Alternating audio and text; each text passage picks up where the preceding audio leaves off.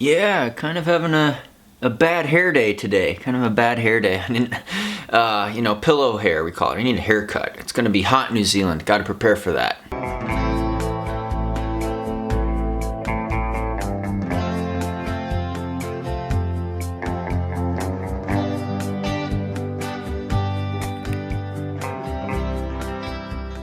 Hey everyone, welcome back to this training vlog talk, a transition from road marathon training or racing up to ultra marathon distance again, 100K on the trails. And I'm excited to announce, well, actually, first of all, I want to thank you guys from the bottom of my heart for all your supportive comments, feedback, your own progression and stories, hearing in my last video, the very tough choice I had in pulling out of the Houston Marathon again. Really disappointed about that, kind of bothered about that goal, and I really wanted to meet a lot of you in Houston if you're still doing the Houston Marathon. Fortunately, I knew I was going to pull out several weeks ago. I never got plane tickets or hotel for Houston, but it's a marathon I've done the most. Giving up on the OTQ, giving up on the goal of running under 219 again. A little bittersweet, but honestly, I can't really be complaining too much. I got my health. I got hearing your feedback was a big morale boost and really supportive, and knowing that I'm focusing on the trails, on mountain ultra trail running, which I'm sponsored to do by title sponsors like Hoka One One, as well as Camelback, new sponsor, and people that follow on this YouTube channel. Again, I'll go back to road marathons though. I love the road racing scene.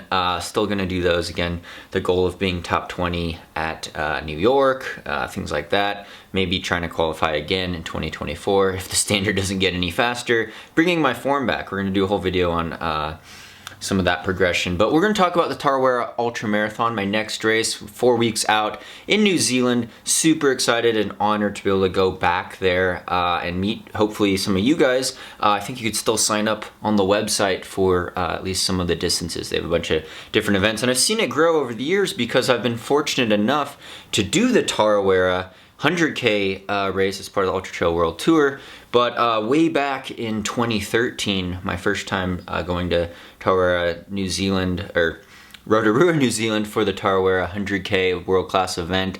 2013 was my first year. I also went in 2014. So we'll run some video clips from the 2013 race. My parents actually went on that trip with me to help crew and film. You can see some of the clips there. It was a pretty warm year. They changed the course. They've changed the course a lot of years from the traditional course of what it's been because they were worried about, I think, brush fire that year on the fire roads. So we actually did this big out and back on the most hilly section of the course, and I went out pretty fast. I opened up this lead and then I kind of faded near the end.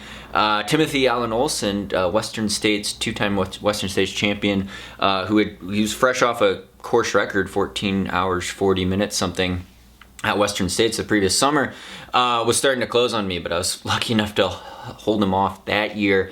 In 2014, the next year I came back. It was my first year with Hoka, and I don't have any footage from that year because my parents weren't there, but it was a great race. Again, they changed the course because there was this wet, I don't want to say monsoon, but there was a storm, a big rainstorm, windy storm. It could have been cold. I was wearing a pack with required gear, and they shortened the course actually to about 80K or 50 miles. And it was also on the most hilly section. There was some mud there. This was back on the course when the race was in March. Now it's a little earlier in February in the year, but it was a great event. I was coming off of the Carlsbad Marathon actually that January.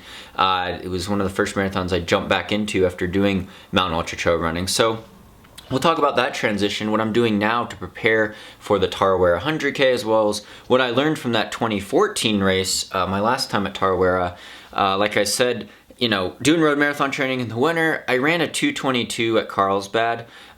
Which was maybe one of my only negative split marathons. But Carlsbad's kind of hilly. It's got 1,000 feet of climbing, 300 meters of climbing. I actually ended up getting second, maybe third place. I forgot. Second or third place at Carlsbad Marathon that year, 2014. Again, 2:22, it is one of my slower marathons, but I was happy with that performance because I wasn't really training very specifically for it. But I was able to extend extend off of that marathon training and racing to do well in the Tarawera race. And of course, it probably helped that it was only a 50-mile race, 80K race, but it was quite hilly that year in 2014. And I've done that same thing back in 2016. I actually ran the Houston Marathon 2016. I was trying for the last-ditch trials qualifier. I ran 220, 220.30, 220.20. I forgot my exact time at Houston. Really disappointed. A couple weeks later, I went into the Black Canyon 100K in Arizona, set the course record there, got a golden ticket for Western States that year. So you can make the transition, was what I'm saying, from road marathons to 100K, and I'm going to try to do that again right now, even though I'm not racing Houston. It's almost actually better because you're doing this road marathon training, you're doing this turnover, and we're transitioning up to 100K. That's still a fairly runnable race, right? It's not a big super mountainous race with super technical trails. I will say the Tarawera course, from what I've seen, it does have some technical bits in the forest. You got some tree roots. It could be muddy, could be rainy and wet kind of, and muddy and slick. And it's got some punchy hills for sure. 10,000 feet of climbing, 3,000 meters of climbing, over 100 Ks, no joke. But there's also a lot of fire road sections that I've never run on that are supposedly a lot faster. And this year at Tarawera, the course is running a net uphill, which I like too. I love net uphill races. Do not like net downhill races like Western States, and there's not very many net downhill races, thankfully, but you know, Jungfrau Marathon, Sierra Zinal, Pikes Peak Ascent, Mount Washington, I like the net uphill stuff. But yeah, back to 2014, I ran well at Tarawera because of that extension. Coming off the road marathon training, you get a lot of turnover. You're still doing a lot of high mileage training. I almost train more high mileage, consistent high mileage for road marathons, which could be a downfall of as well. I'll talk about that over quad development from running on too much flat pavement, but it's also an injury risk doing more high velocity running. But I think that helps with the distance running speed. Again, we say any service, any distance. I don't always do it well sometimes, but I'm learning still. And that transition really helped, I think. And it's a matter of extension. Extension in the fact that you have this road marathon training base. You got to recover from a road marathon if you race one. That could be tough on its own. But then you're extending your long run. Your longest long run of the week, usually you have to extend it for the ultras, right? If you don't work on Saturday, Sunday, or you got some extra time off, you know, someone's watching the kids, or your significant other's watching the kids if you have kids, or the dog, or you know, you don't have to work as much maybe on one day, you could put in a bigger, huge, big long run where you spend 3, 4 hours, 5 hours on your feet, doing a lot of vertical, getting out on the trails, hopefully, to try to mimic that stress that you experience in an ultra that you don't necessarily experience in a road marathon just because of the sheer duration of it, right? You got to be more in tune with your gear, weather changes throughout the course of a day, you know, your hydration status, how much salt you're drinking in, salt, sodium, and potassium with your electrolyte mix. Again, Spring Energy plug, enter code SAGE for discount. How many gels you're taking, Canaday, hashtag, or any sort of food product, I should say. You know, what's the calorie count per hour? How much are those from carbohydrates, right? What kind of electrolytes are you getting in? How much plain water are you drinking versus electrolyte fluid? How are you carrying that fluid system? Refilling on the run, carrying a Camelback, things like that, right? It's you know, chafage issues. There's all sorts of these things that crop up in a 8-hour, 9-hour, 16-hour, 100K type of race that you wouldn't necessarily get in a 3 or 4 hour marathon on the roads with aid stations every 5K, right? So that's the biggest difference, is that extension. Getting in more vertical is the other big difference that I've learned in transitioning up from flat road marathons. Because road marathons are usually pretty flat, at least in the US. They're like, oh, it's got 1,000 feet of climbing. Like, that's a really hilly road marathon, right? I don't even know what like Boston is. Maybe around 1,000 feet of climbing. It's a net downhill, but it's you know, it's hilly. It's tough when you're running road marathon pace. But you take that onto the trails, and all of a sudden you've got these punchy hills over 10% grade that you have to power hike up. 20% grade, right? You're definitely power hiking probably. And there's roots and mud, and it's slippery and uneven. So you're running at a lot slower of a velocity, a lot slower of a pace, but your heart rate is still skyrocketing a bit, and you're working hard, and you've got a lot of muscular damage from the pounding of the downhills, but also the stress of the uphill. So adding in vertical is a real key, because in a lot of trail races, especially the ultras, there's probably going to be some hills, unless it's like a flat ultra. Then there are a lot of flat ultras.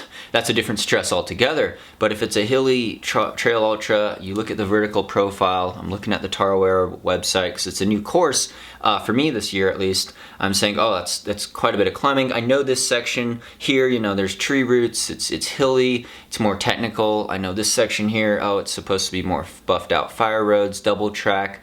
If it doesn't rain and it's dry, it's probably going to run pretty fast, right? So you're looking at all those variables. And like I said, in the 2004 race, second place was, I'm going to mispronounce his name, Yun Kwao from China, who's a great runner. I raced him again at the 2017 Hong Kong 100K, and he won that race. He beat me and Tim Tollison in that race. So he's a great runner, but in 2014, he was on my tail at the turnaround. So was guys like Mike Aish, 213 marathoner, and you know, Mike Wardian, Hoka teammate, Scotty Hawker, Vagine Armstrong, a lot of different guys in that race. It was a fast, strategic type of race back there in 2014 at Tarawera, and I think it'll be like that again this year. So super excited to join in on the fun. Got Hoka teammate Pat Reagan running. I believe he was just named North American 4th, maybe Ultra Runner of the Year, North America voting. Great guy. You know, he ran at the Carbon X Project 100K, 6 hours 30 minutes something for 100K on the roads. He's run Comrades. He's won some 100-mile Javelina 100-mile in the U.S. Brazos Bend. I think maybe he won this past year too. Super consistent guy. Great Hoka teammate. He'll be out there supposedly. We also have Tom Evans. Tom Evans, I believe CCC champion at 100K. Great mountain runner from the UK. He also was 3rd place at Western States. Ran a great time at Western States. He's placed well at Lake Sonoma 50 mile. I think he's about a 220, 221 marathon road speed. Great transition to any surface, any distance for Tom Evans as well. He's definitely going to be a top competitor. Another American I know, another great guy from California, Chris Brown, who actually helped me. We were both pacing our teammate Pat Reagan at the Hoka Carbon X event. Great runner. So it'll be super competitive. There's always amazing runners. International field at the Tarawera races. Again, they have the 100-miler now and the 100K and some shorter races as well, the 50K, I believe, and 25K. So you can check it out on the website. Really honored again to go back to New Zealand. It's one of my favorite places in the world. Explore around. I'll be flying into Auckland and then going down to Rotorua. After the race, it's likely I'll be on the South Island around the Queenstown area as well. So hope to see you out there. Hope your training's going well. Again, it's all about lengthening the long runs in my training, right? I realized, you know, training for 100K now, got to get in some longer efforts. So I have been doing like that 30-mile, 50K, or I guess 48K long run, double Magnolia Road, pretty runnable. A couple days ago, this past weekend, I got out on some of the boulder trails, did a 27-mile type of run, 43K, with some more vertical. We got some ice and snow on the trails a little bit. I was carrying my Camelback. I had Catula ice spikes in the back. It was a little heavy, but you know, nice and cool weather. It's not blizzardy conditions in Colorado, but you got to train for some of the heat and humidity that could happen in the Southern Hemisphere types of races, right? It's gonna feel pretty warm probably for me to travel to New Zealand at this time of the year when I'm used to sub-freezing temperatures and running in ice and snow.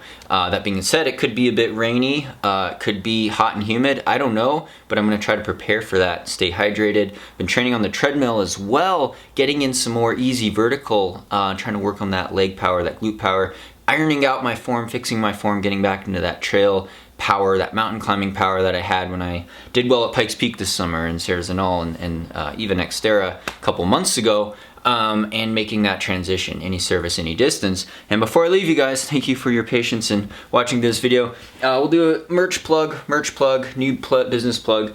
The Any Surface, Any Distance hand-drawn logo is now available on t-shirts. Sandy hand-drew this design, Any Surface, Any Distance. It's the same one we have on our coffee mugs. Of course, the coffee mug you can get from Teespring, link in the video below. Our t-shirts we're actually doing through Shopify. We have a Shopify store. It's a real high quality material from Bella Canvas, I believe, kind of a cotton blend mix. We didn't want to skimp on the quality. We want nice soft feel with the t-shirts, and this is a medium.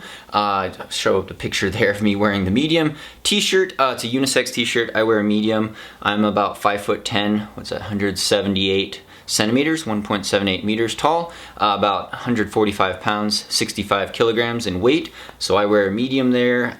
Sandy's modeling the unisex tank there. We have the muscle tank, but then also a women's specific tank. I believe she's wearing small or extra small in the women's there, and I'll have to check the size on the unisex one, but you could check them out. Link in the description below, from the Shopify store. Again, higher quality fabric. I know it's, it raises the price point a little bit, but we believe in quality with our t-shirt products, and they actually print them freshly. After you put in your Shopify order, they print them and then they send them out to you directly. So it's a kind of a two-step process. It might take several weeks to get your shirt, but they're great with the shipping and the customer service. So you could check that out as well. It really supports Coach Sandy and myself. So can't thank you enough. Can't thank you for everyone that gets training plans on the Sage Running website. Any surface, any distance, we got a plan for you. 5K, 10K, all the way up to ultra marathon. 100K in the mountains, 100 miles in the mountains, anything in between. You know us. Thank you so much for all the support from the Patreon people. I got some new gear announcements, camera gear or editing gear that I'll announce pretty soon to hopefully up the quality of these videos. Always comment with suggestions, critical comments, constructive criticism, things you want to hear about on this channel. Let me know how your running's going. Thank you so much again, and stay tuned for more.